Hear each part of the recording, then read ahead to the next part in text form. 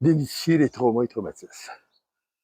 Ce matin, depuis quelques jours, je reçois des questions de personnes qui veulent avoir plus d'informations sur ce que je fais et ce que j'apporte comme euh, importance à ce que j'ai vécu pour aider les personnes qui veulent s'en sortir, aider les personnes qui veulent voir qu'est-ce que c'est. Dernièrement, j'ai lu un article qui disait que vivre avec un traumatisme, vivre avec la COVID, vivre avec un événement qu'on a vécu dans notre vie, n'est pas un lieu de résidence, c'est un lieu de référence. Et grâce à ça, ça m'a aidé à avancer. J'emmène la référence de ce que j'ai vécu et ce que je suis rendu aujourd'hui avec mes sentiments, mon bien-être. Une des questions qui m'a été posée sur la COVID-19, je sors mon petit papier, il y a plusieurs questions qui m'ont été posées. Et une des questions, quel type de traumatisme avez-vous vécu? Le traumatisme que j'ai vécu, j'ai perdu 10 jours de ma vie dans le coma. 25 jours sur respirateur. J'ai été 82 jours à l'hôpital. Ça fait ça un traumatisme, tu appelles ça un incident de parcours de vie. Moi, j'appelle ça un traumatisme pour la simple et bonne raison, c'est que je n'ai pas réussi à amener ce que je voulais amener. Si ça vous intéresse de savoir ce que je fais avec ma chaîne, vous pouvez toujours me liker, vous abonner à ma chaîne ou peser sur la cloche de notification pour pouvoir suivre les autres vidéos que je fais. Et sur mes podcasts aussi, quand je suis rendu, je fais même des podcasts en plus. Fait que vous avez les deux côtés que vous pouvez soit l'écouter ou soit le regarder, selon votre bon vouloir. La première question qui m'a été posée, c'est quel type de traumatisme avez-vous vécu? Comme je l'ai dit tantôt, le traumatisme que j'ai vécu, c'est d'avoir perdu 10 jours de ma vie. 10 jours à ne pas savoir, va-tu revenir? Va-tu revenir à ce que j'ai vécu auparavant? Va-tu revenir comme que j'étais auparavant? Et ces valeurs, non, je ne suis pas revenu comme que j'étais avant. C'est pas ce que je veux pas revenir, c'est que j'ai de la difficulté à remonter la pente de toutes les conséquences que j'ai vécues dues à la COVID, dues à cette bestie-là. 10% de la population sont atteints de ça, sont atteints de la COVID longue qu'on appelle. Et on a toujours des petites séquelles. Une des séquelles que j'ai, moi, c'est des maux de tête. J'ai des essoufflements, de la fatigue chronique. C'est ça que j'ai. Le déséquilibre. J'essaie de marcher, puis toujours déséquilibré. C'est pour ça que quand je fais mes vidéos, je le fais assis. Pour éviter que je puisse avoir plus de troubles que j'ai là. La deuxième question qui m'a été posée, c'est comment cela a-t-il affecté votre vie quotidienne? Je viens de vous l'expliquer, ma vie quotidienne est quoi? Ma vie quotidienne est plus difficile que d'autres. Ma vie quotidienne amène que je réussis à faire des choses malgré tout. Mais au lieu de prendre, je vais donner un exemple bien simple, au lieu de prendre une demi-heure et tourner le gazon, ça peut me prendre 1 heure et demie. Tourne le même gazon. Pourquoi? Il faut que je roule avec ma canne, il faut que je fasse attention pour perdre l'équilibre, il faut que je me retienne partout, puis je peux pas, la fatigue vient rapidement, fait que j'en fais un bout, j'arrête, je m'assois. C'est ça que c'est, la COVID. La COVID, ça, c'est une des choses. Les migraines, les, le plaisir de vivre, on le perd. Moi, je l'ai perdu. J'essaie de le récupérer. Le récupérer, c'est que j'essaie de montrer au monde ce que je fais là. C'est ça ma récupération que j'ai. La troisième question qui m'a été posée, cette question-là a été posée par un nommé Daniel. Avez-vous cherché de l'aide pour surmonter votre traumatisme? Et si j'ai cherché de l'aide, oui, j'ai cherché de l'aide. J'ai eu de l'aide de physiothérapeute, d'ergothérapeute. J'ai eu un médecin extraordinaire, Anna Laberge, que lui a découvert que j'avais quelque chose au cœur à cause de la COVID. Les médecins qui m'ont soigné à l'hôpital Charlemagne, j'étais dans la zone chaude de l'hôpital Charlemagne, les infirmiers et infirmières et les médecins me disent je suis un survivant de la COVID. Merci de me dire survivant, mais souvent avec quelles conséquences? C'est ça. C'est ça que je vis. Et l'aide, j'ai été chercher d'un bord puis d'autre. J'ai même été chercher de l'aide psychologique avec des psychologues. Malgré qu'on était dans la zone de la COVID, on avait des psychologues qu'on pouvait avoir vu qu'on a la COVID longue. Fait que j'ai été chercher ça. Mais quelqu'un qui va être traumatisé d'un incident ou d'un accident autre que la COVID peut faire la même chose. Il peut aller chercher de l'aide. Il peut voir qu'est-ce qui s'est passé.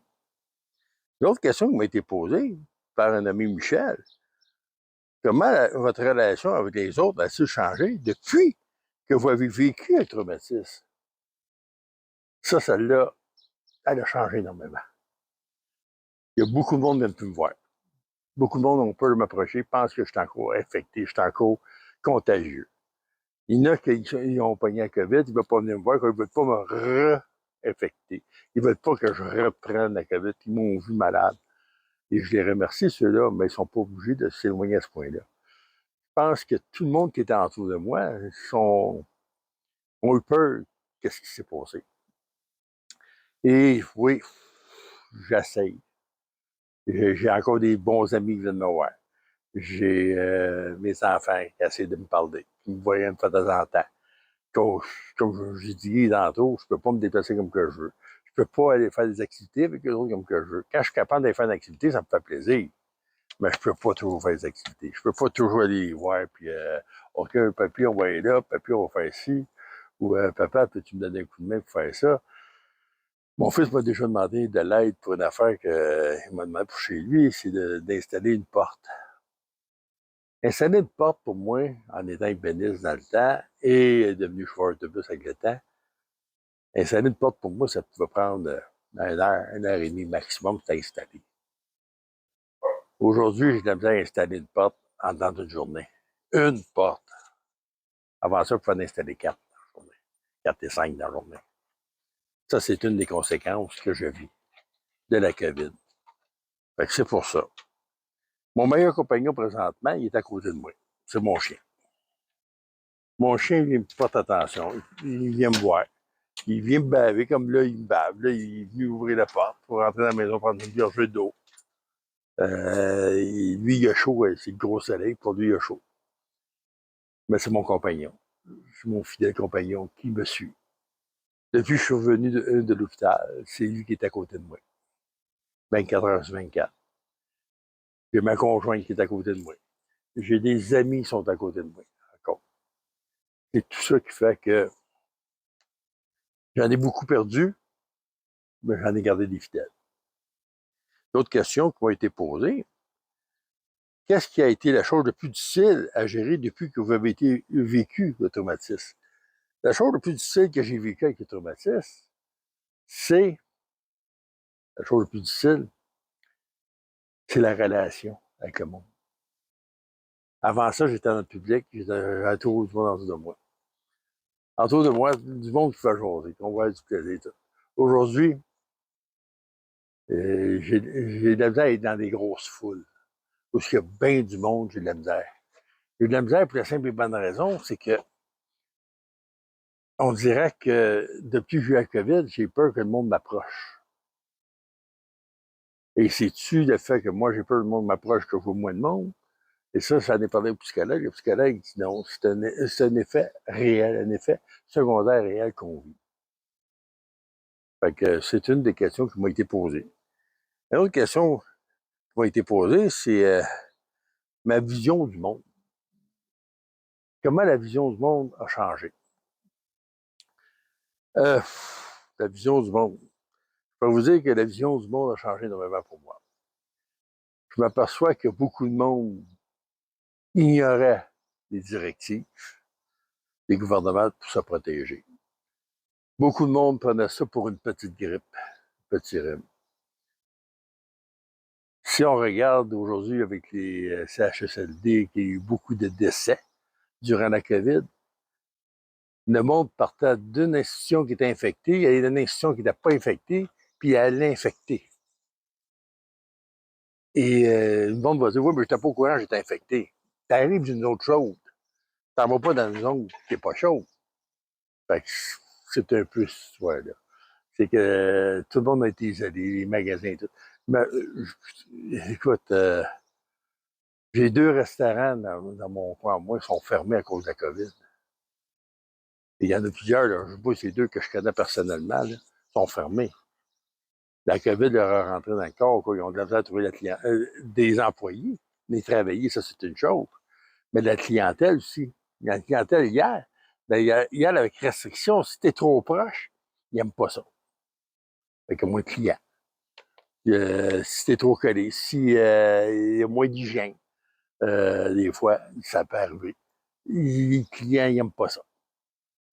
Fait que les clients sont portés à aller moins souvent dans le restaurant. Ça coûte plus cher, et ainsi de suite.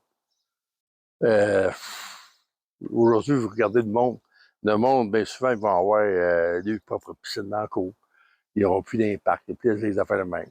Le monde dans les terrains de camping, bien content pour eux autres, mais ils vont chercher à ne pas se coller ces autres, de faire attention, d'être en plein air. C'est ça la vision du monde. La vision du monde, c'est que le monde pense que leur petit village, pas grave.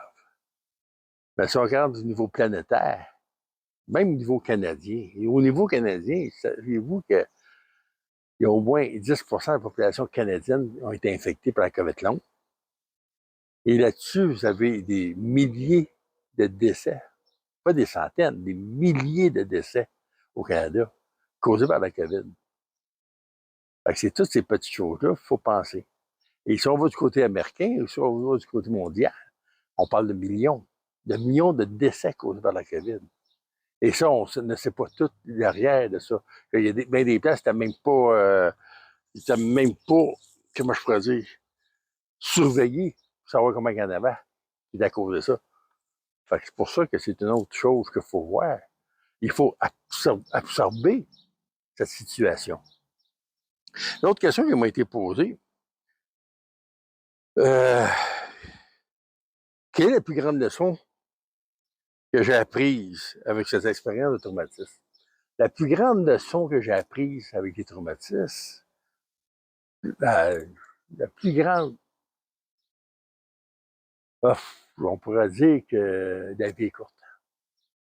La plus grande expérience que je viens de vivre avec ça, c'est qu'on ne sait jamais quand est-ce que le bout du tunnel va apparaître. J'ai cogné à la porte, comme on dit, il y en a qui m'ont dit, tu as cogné à la porte en haut et tu es revenu. Oui, j'ai cogné à la porte en haut. Oui, je suis revenu. Et là-dessus, j'en voudrais pas à personne. Mais je m'aperçois que la vie est courte. La vie n'est pas longue, elle est courte. La vie a une limite. Et la limite, quand on la cogne, on la cogne. J'ai été chanceux, je suis revenu. Avec des séquelles, mais je suis revenu. Ben, je regarde des amis. Je regarde la parenté qui sont partis. Des collègues qui ont été infectés. Je regarde, puis je trouve que c'est de valeur. C'est de valeur pour eux autres. Autant c'est de valeur pour moi, mais c'est de valeur pour eux autres. Et il y en a qui ont cogné à la porte, mais ils sont jamais revenus. Moi, je me rappelle à l'hôpital, j'ai des personnes qui étaient à côté de moi, qui sont décédées. Dû à la COVID. Ils étaient dans le lit à côté de moi. Je me souviens de ça, quand j'étais sur le respirateur. Et je peux vous dire que ça fait peur. Ça fait peur quand quelqu'un nous dit, yeah, la personne à côté est partie. Elle est partie pour un meilleur monde. Elle a fait souffrir. C'est ça la souffrance. La souffrance de ça, elle est là. Ici, il y en a un qui m'a posé la question, quel conseil donneriez-vous à quelqu'un d'autre qui vit un traumatisme similaire? Ça, c'est la dernière question que je vais poser. J'en ai d'autres, mais ça va être sur une autre vidéo. La question conseil que je donnerais, je suis pas un psychologue, je suis pas un psychiatre. Je peux pas donner des conseils de même. Dire, OK, je donne un conseil disant comme quoi que faites pas ci, faites pas ça, puis prenez tel médicament. Non. Moi, le conseil que je vais donner, si tu te sens pas bien, va voir quelqu'un qui va t'aider. Si tu sens ta grippe, va voir un médecin. Le médecin va faire des tests, puis il va te dire, OK, ça va bien aller, on va prendre des médicaments en conséquence. Le médecin va te conseiller. Moi, je peux vous conseiller sur une chose. Ayez espoir.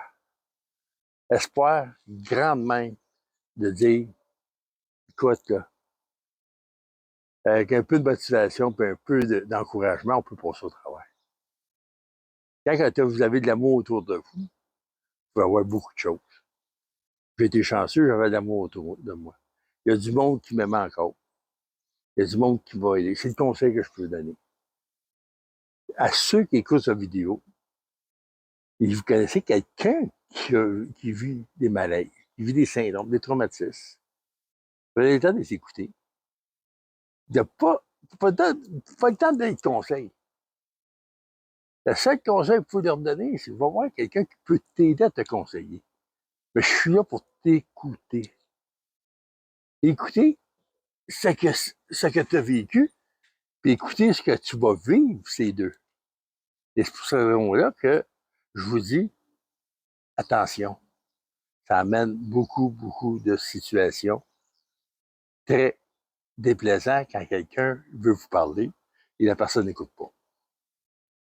La personne, bien sûr, va vouloir vous parler, vous dire, écoute, je vis tel traumatisme, je vis telle chose, mais elle va s'éloigner de ça.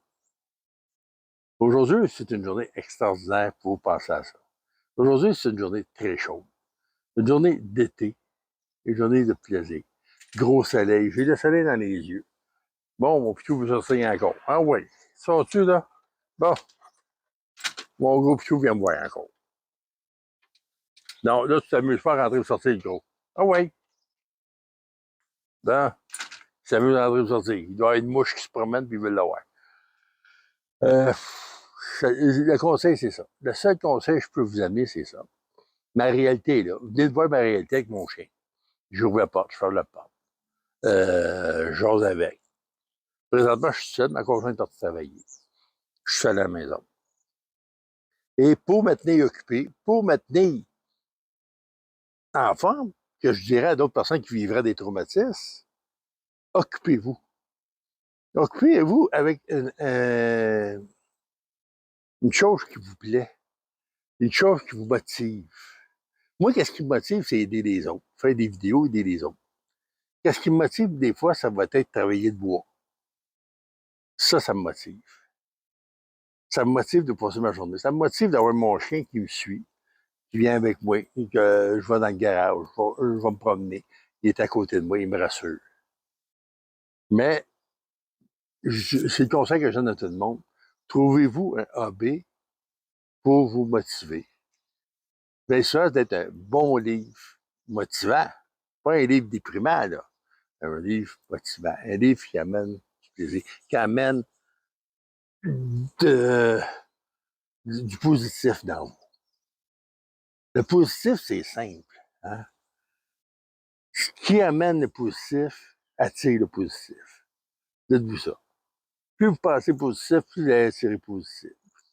Le positif est une chose qui est énormément aidant. Et regardez comment il fait beau. J'entends les oiseaux chanter. Je ne sais pas si vous les entendez. Moi, je les entends chanter derrière moi, les oiseaux. Ça, c'est motivant pour moi. C'est la vie qui recommence. L'été, le printemps, l'été. La vie recommence. Vous avez 4 saisons. Printemps, été, automne, tu récoltes que tu as semé. L'hiver, c'est pour se reposer. C'est ça que je dis. L'hiver, se reposer. Mais non, on fait du ski, on va faire du skido, on va faire du patin. L'hiver, oui, mais c'est pour se reposer. Là, faire ça, mais c'est du repos. C'est un loisir. Et c'est ça que j'amène. Faites-vous un loisir, faites-vous quelque chose qui vous plaît. Moi, ce qui me plaît, c'est d'écouter les chants d'oiseaux, de regarder la nature pousser. C'est ça qui me plaît. Et d'aider le monde. Sur cela, je vais vous conter une petite histoire, je viens de lire dernièrement, que je riais énormément. C'est qu'il y a une personne, à un moment donné, il va voir un médecin, puis il dit au médecin, docteur, j'ai un problème de gastro. J'ai des gaz, puis j'arrête pas d'avoir des gaz, et ainsi de suite, et je ne sais plus quoi faire. Le médecin lui a répondu, ceci n'est pas un problème. Le problème, c'est de retenir les gaz, quand ça monte au cerveau. Et donc, de les laisser sortir. Et ne vous gênez pas. Si vous avez d'autres commentaires, vous avez d'autres choses que vous voulez savoir sur ce que je fais, allez l'écrire sous cette vidéo. Allez marquer ce qui vous intéresse. Marquez un commentaire. Likez-moi.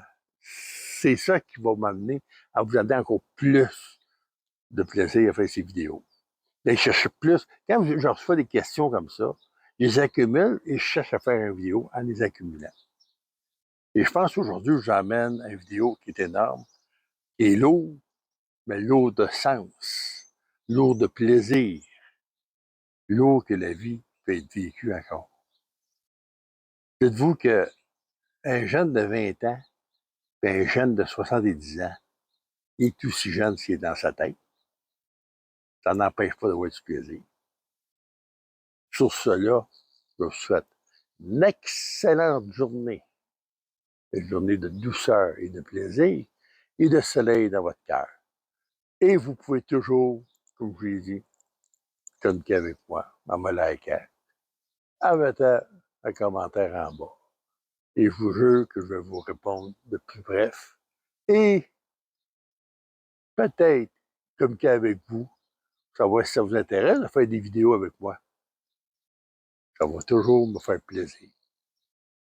Pour cela, bonne journée à tous.